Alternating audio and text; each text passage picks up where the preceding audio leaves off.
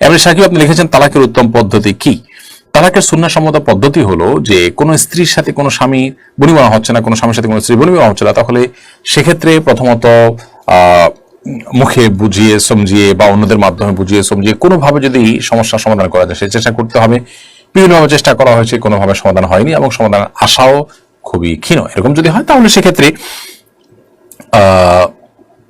স্ত্রীর সাথে স্ত্রীর মাসিক হওয়ার পর, মাসিক থেকে পবিত্র হওয়ার পর শারীরিক সম্পর্ক করার আগে এক তালাক দেওয়া, এটা হলো সর্বোত্তম তালাক এবং সুন্নাহসম্মত তালাক।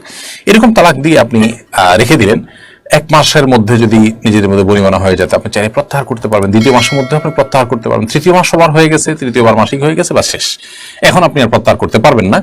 কিন্তু এরপরও যদি এক তালাক দিয়ে থাকেন তাহলে জীবনে আবার কখনো যদি আপনারা একত্র হতে চান শুধুমাত্র নতুন করে বিয়ে পড়ে নিলে দুজন একত্র হতে পারবেন। এই জন্য তালাকের উত্তম পদ্ধতি হলো এটি, সুন্নাহসম্মত পদ্ধতি। এছাড়া রাগ উঠলো, তালাক দিয়ে দিলাম, মাসিকে আছে না পবিত্রতা অবস্থায় আছে, পবিত্রতা অবস্থায় যে আছে সেই পবিত্রতায় কি সবাস হয়েছে কি হয়নি সেসব বিবেচনা নাই, তালাক আসলো আর দিয়ে দিলাম, এটা নাজায়েজ তালাক, গুনাহের কথা। তবে এভাবে দিলেও তালাক হয়ে যাবে হানাফি মাযহাব অনুযায়ী। অন্যান্য উলামায়ে কেরাম অবশ্য অনেকে ভিন্ন মত পোষণ করেন।